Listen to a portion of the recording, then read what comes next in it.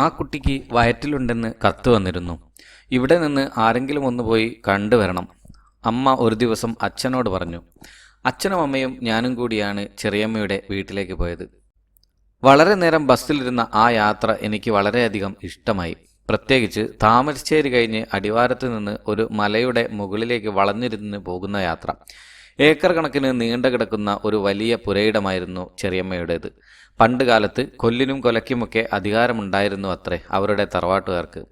ഇപ്പോൾ ചെറിയമ്മയുടെ വൃദ്ധയായ അമ്മയും അമ്മായിയും മാത്രമേ വീട്ടിൽ താമസിക്കുന്നുള്ളൂ. മറ്റെല്ലാവരും ഭാഗം വാങ്ങി മാറി താമസിക്കുന്നു.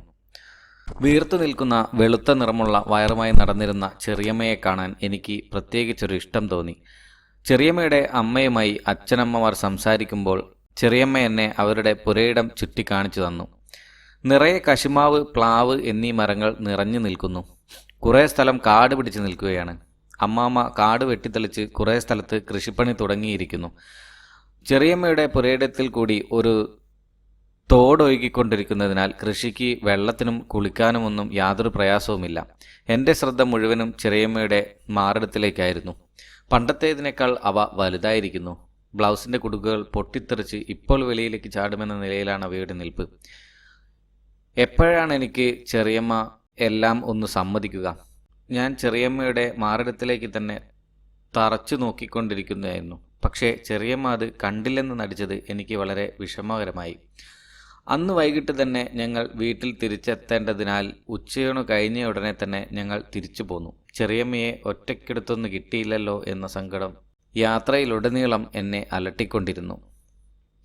ചെറിയമ്മയ്ക്ക് 7 മാസം ഗർഭമായപ്പോൾ ചിട്ടയനുസരിച്ച് മധുരപലഹാരങ്ങളുമായി വീട്ടിൽ ചെന്ന് അമ്മൂമ്മയും ചേട്ടനും ചിറ്റമാരുമെല്ലാം പോകുമ്പോൾ അവരുടെ കൂടെ പോകണമെന്ന് ഞാൻ വാശി പിടിച്ചെങ്കിലും നേരത്തെ ഒരു തവണ പോയി വന്നതിനാൽ എനിക്ക് അവസരം ലഭിച്ചില്ല. ഇനി ചെറിയമ്മ പ്രസവിച്ചതിന് ശേഷം കുഞ്ഞിനെ കാണാൻ അമ്മൂമ്മ പോകുമ്പോൾ കൂടെ അയക്കാമെന്ന ഉറപ്പിന്മേൽ എനിക്ക് ഒതുങ്ങേണ്ടി വന്നു. അമ്മൂമ്മയും ഞാനും അമ്മാമ്മയുടെ നേരെ ഇളയതായ ചിറ്റയും അവരുടെ മകൾ ലതച്ചേച്ചിയും കൂടിയാണ് ചെറിയമ്മ പ്രസവിച്ച വിവരമറിഞ്ഞപ്പോൾ കുഞ്ഞിനെ കാണുവാനായി പോയത്. പ്രസവിച്ച് കിടന്നിരുന്ന ചെറിയമ്മയുടെ അടുത്തായി അവരെ പോലെ തന്നെ വെളുത്തു ചുവന്ന ഒരു കുഞ്ഞ് കിടന്നുറങ്ങുന്നു. മോളുടെ മുറച്ചെറുക്കൻ കാണാൻ വന്നിട്ടുണ്ട്, കണ്ണു തുറക്ക്. ചെറിയമ്മയുടെ അമ്മ പറഞ്ഞത് കേട്ട് എല്ലാവരും പൊട്ടിച്ചിരിച്ചപ്പോൾ ഞാനാകെ നാണിച്ചുപോയി.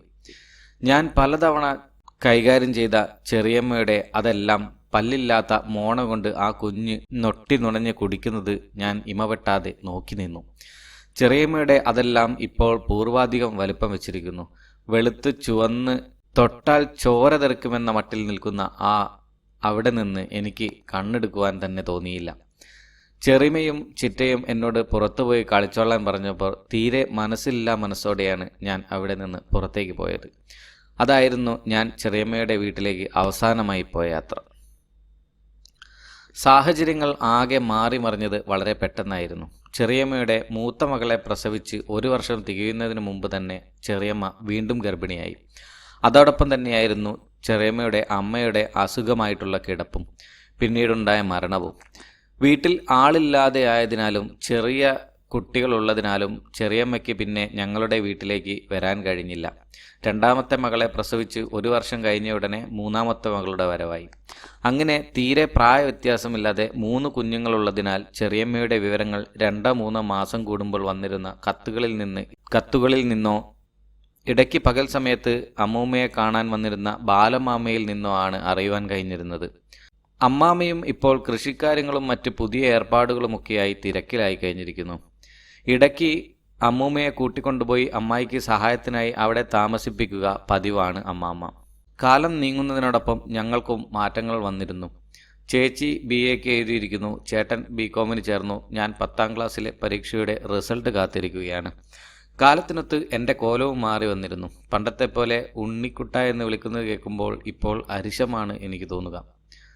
മനേഷ് എന്ന സ്വന്തം പേരിൽ അറിയപ്പെടാനാണ് എനിക്കിപ്പോൾ ഇഷ്ടം. കാരണം ഞാനിപ്പോൾ കുട്ടിയല്ല എന്ന ബോധം തന്നെ. വളർന്നു വലുതായ ഒരാളെ ഉണ്ണിക്കുട്ടൻ എന്ന് വിളിക്കുന്നത് നാണക്കേടല്ലേ? 6 ഇഞ്ചിനേക്കാളധികം നീളവും അതിന് ചേർന്ന വണ്ണവുമുണ്ട്. ചുറ്റും കറുത്ത് 2 രോമങ്ങൾ നിറഞ്ഞു നിൽക്കുന്നു. കക്ഷത്തിലും നെഞ്ചിലുമെല്ലാം രോമങ്ങൾ വളർന്നു തുടങ്ങി. മൂക്കിന് താഴെയും കുനുകുനുത്ത രോമങ്ങൾ നിറഞ്ഞു തുടങ്ങി. 10ാം ക്ലാസ്സിൽ പഠിക്കുമ്പോഴാണ് ഞാൻ ആദ്യമായി പക്ഷേ അതിനു മുൻപ് തന്നെ എനിക്ക് സ്വപ്നസ്ഖലനം സംഭവിച്ചിരുന്നു. എൻ്റെ ആദ്യ നായിക മറ്റാരുമല്ലായിരുന്നു, ചെറിയമ്മ തന്നെയായിരുന്നു. ഞങ്ങളുടെ വീട്ടുകുളത്തിൽ ഞങ്ങളിരുവരും കുളിക്കുന്നതാണ് ഞാൻ സ്വപ്നങ്ങളിൽ കണ്ടത്. വെളുത്തുകൊഴുത്ത അമ്മായിയുടെ അതെല്ലാം സോപ്പ് പതച്ചുകൊണ്ടിരിക്കുകയായിരുന്നു. മണിനാഥം പോലെ കുണുങ്ങി കുണുങ്ങിച്ചിരിക്കുന്ന ചെറിയമ്മ എൻ്റെ ദേഹത്തും സോപ്പ് തേച്ച് പിടിപ്പിച്ചതിനൊപ്പം എല്ലാം ചെയ്തു തരുമായിരുന്നു. ആ ഒരു സുഖാനുഭൂതിയിൽ ലയിച്ച് ഞാൻ കിടക്കയിലറിയാതെ കിടന്ന് പൊങ്ങിത്താഴ്ന്നു.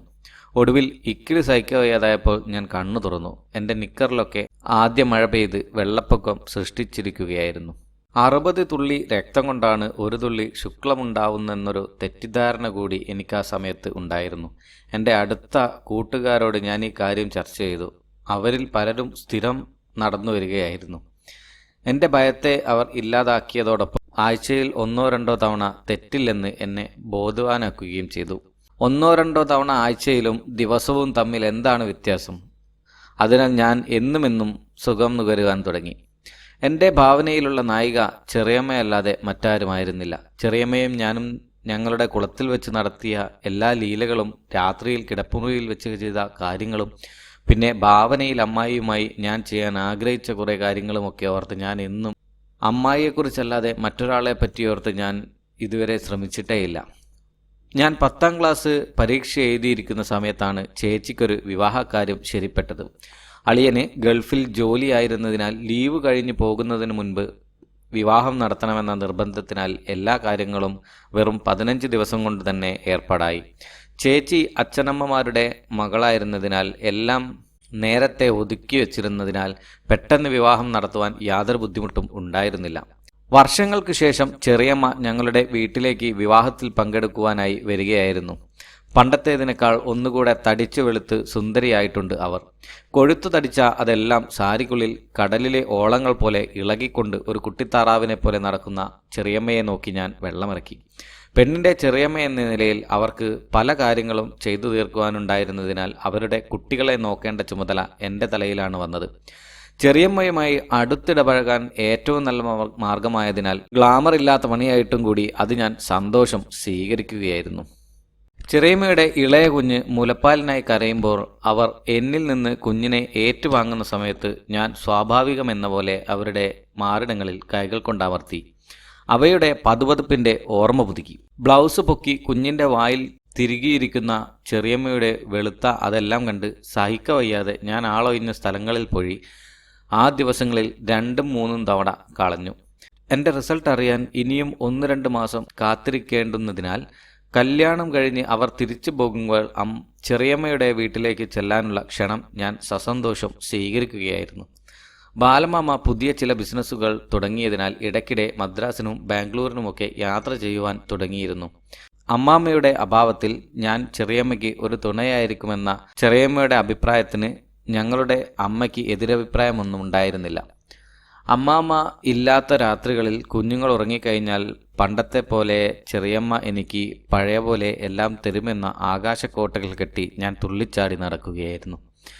ചേച്ചിയുടെ വിവാഹം കഴിഞ്ഞതിൻ്റെ പിറ്റേ ദിവസം വൈകിട്ടാണ് ഞങ്ങൾ ചെറിയമ്മയുടെ വീട്ടിൽ എത്തിച്ചേർന്നത്. പണ്ട് ഞാൻ കണ്ടുപോന്നതിൽ നിന്ന് വളരെയധികം മാറ്റങ്ങൾ വന്നിരുന്നു. അവരുടെ വീടിനും പരിസരത്തിനും.